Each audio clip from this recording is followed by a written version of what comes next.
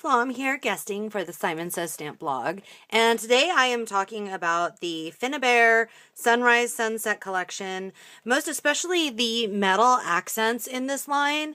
And here you can see two of them. There's a whole bunch of different options. These are just two that I happen to still have in the package. And what is so great about these, here you can see I've collected myself a whole little container of them. I cannot get enough. What is so much fun with them is a lot of them are really flat. So if you wanted to use them, say on a card or a tag or in your scrapbooking or anything like that where you don't want a lot of depth, there are a lot of these that are really nice and flat and would be great for that. And they're all kind of fun, antiqued looking metals. Absolutely love the detail on these and just how different they all are. What's really fun too, that I'm having a lot of fun with on these, is working with them on canvases and pieces that are more dimensional. Here you can see a little tiny, this is just wood, same as this one. It's just a little block of wood that I picked up. I think it was at the hardware store, the craft store, wherever. So a lot of these pieces are from this line, this Sunrise Sunset line. Here you can see this silver flower. That's what this flower right here that's all colored is one of these. Isn't that fun? And same with this nice big metal flower here, this one, these two, that one as well. Most of these, in fact, are from this line. And I'm going to show you today, I did this for the Simon Says Stamp and Show challenge this week. And I want to show you today how I got this and show you the piece that I made for the blog, because I think this is really, I'm having so much fun with this. I can't get enough of doing this technique. And I really think that these accents and these metal embellishments from this line are just so perfect for it. And probably one of my favorites is this one they're like almost like metal doilies. I absolutely love them. Okay, so I'm going to show you how I'm making this piece, which you're seeing it unfinished. You'll see the finished piece over on the Simon Says Stamp blog. So the basic of kind of how you do it is I took a Tim Holtz burlap wrapped canvas. You could take a regular canvas. You could also do this. I told you this was, I got these, they had little like flower, looked like seed packets on them, but they're meant for decoration. They're just little cheap, I think 25-cent little pieces of wood. So wood canvas, the Tim Holtz burlap wrapped canvases, all of these are really great options for this. You just really want something that's really sturdy and that's going to hold up to a lot of liquid mediums and a lot of abuse. And this one that I have right here, the front, I wiped on some gesso. I used the Claudine Helmuth from Ranger gesso on here, just scrubbed it on there and let it totally dry as a first layer. And then the next step is you're going to take whatever items you want, and it could be any assortment of metals. If you have some sequins can be a lot of fun. So here you can see on my example here, we're still drying here, but I've got this fleur-de-lis design. This is a Sizzix that I die cut out of grunge board. I've got a doily back there, and then I've got this is a flower sequence, just some random flower sequence I found in my stash. But then I've got this timepiece, these leaves here and here, and these gears here and here, and I'll probably add this little one up here, and I'll probably add one or two more here. They're all from that Sunrise Sunset line of embellishments by Finnabair for Prima. And it's really easy and fun. I'm having such a blast doing these. I really can't stop doing them now that I've started. All you have to do is arrange the items however you want them. And the letters, I use some chipboard, just any old letters would do. Chipboard or thickers or that kind of thing works best because you want some dimension there.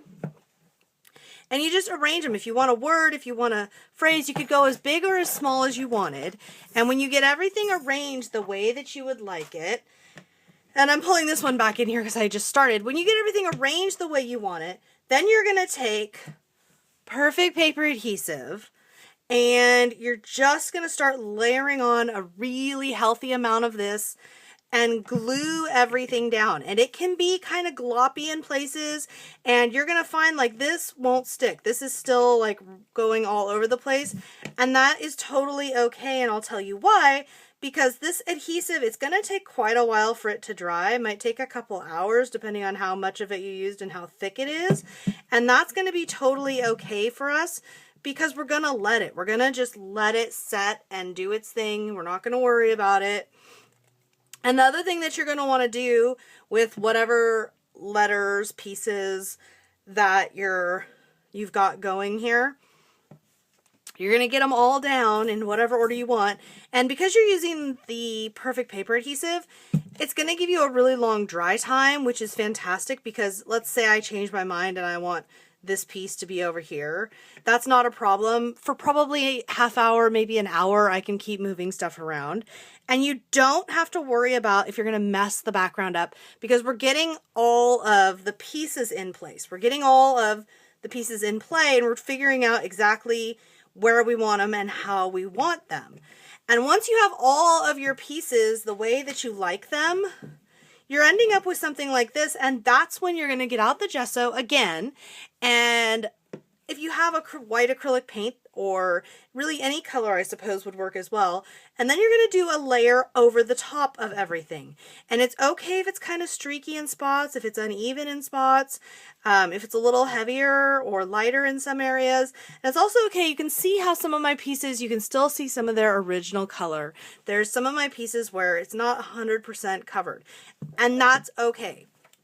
So at this point, now what I want to do, now that I can actually touch it because it's mostly dry, in some of these areas around some of these flowers, not very dry. Some of these areas, there's still a lot of wetness going on. So because of that, I'm not going to want to dig into color mediums yet, but what I would be doing at this point is if I wanted to add anything, if I wanted to die cut some hearts or other shapes or add anything else in, now would be the time that I want to do this because we want to have this be this blank, almost totally white canvas. Now, when you're all done adding stuff, this is where it gets fun. And I will mention now, if you had stuff that you wanted to add, but you didn't want to be sprayed or ink colored, you could always come back through and add more stuff later. What I'm going to do, what I did on this particular example was to just squirt Dilutions mists. What I'm doing for my project here today, I can squirt Dilutions mist, but I could also take Distress Paint. I could take Distress Stain. All kinds of mediums are going to work on this because it's coated in the gesso, so it's going to be really welcoming to all kinds of paint and mist mediums. I personally am going to want to work with things that will be blendable because I really want kind of a funky blended look. And I'm going to stick to a lot of purple on this, I think. I might get into some green. I'm not sure yet. I'm just kind of starting to warm up and I want to play with this. And well, the one thing I want to tell you here is for sure, you don't have to worry about, okay, but what if it doesn't look perfect? What if it's not like exactly how I want it to look the first time I start squirting? That's okay, and I'll explain why in a second. Let me just get kind of a coat of color going here. Okay, so you can see I did some purple Distress Paint, and then I did some Grape and Dirty Martini Dilutions ink sprays. These are all mediums that will interact with each other, that interact with moisture. And then what I'm going to do here, I could leave it very dark. You can squirt it with some water. You could take a paper towel like I'm doing right here and dab off areas of moisture. And you see what that does? Do you see how I only applied 3 colors, 2 ink sprays and 1 Distress Paint, but can you see all of the variations here now in color? And as I said before, all I did was squirt 3 different ink sprays. And I could continue on. I could go in with perhaps bronze or gold paint or silver paint and shake it up a little here and accent some of the parts if I wanted to. And again, you know, I could respray with water to blend it. The one thing you do want to remember, of course, when working with these mediums is, well, the paint, once the distress paint is dry, it won't mix with other stuff. But if you're working with dilutions or distress stains or distress ink pads, yes, they'll blend, but when you re-wet them, they will blend with the new colors. They'll continue to blend. There won't be a stopping point, okay? So that's maybe something to remember if you're wanting to do that. And you see, I can just keep blotting, keep adding color, and it's gonna be different all the time. And you can see, like, along the edges of the letters, it's really pooling up here. I have so much fun with it. And you see how much time it took me to add the color to this, like what, 30 seconds, 1 minute tops. And what I would suggest really is let it dry and see how you like it dried, and then see if you want to add more colors. You could get in here with your gelato pens and add in different colors. There's so much possibility here. And there's so much possibility for color, for style, for theme, for the elements you're going to use. And, you know, today I really am focusing on these sunrise sunset trinkets from Prima, part of the Finnabair line, which I absolutely love. Can't say enough good things about them. But, you know, there's all kinds of great treasures that you could use. Metals, chipboards, anything with some nice texture. A doily. Doilies are great with texture. So much fun stuff that you can do. And when you're done adding all the color, and I don't know, I'm going to need to let this dry overnight, but when you're done adding all the color, you could then come back in again and add more little items. You could add little rhinestones or pearls, anything that you didn't want to just have be this wild blended color. You could then come back in and add more stuff and play with even further. I hope that you have enjoyed my creative play here and look at these fun products and just one possible idea of what to do with them. I can't recommend doing this kind of a project enough. I can't tell you how much fun I am having with my stash of goodies with this. And anyhow, I wish you very happy crafting. Thanks for watching the video.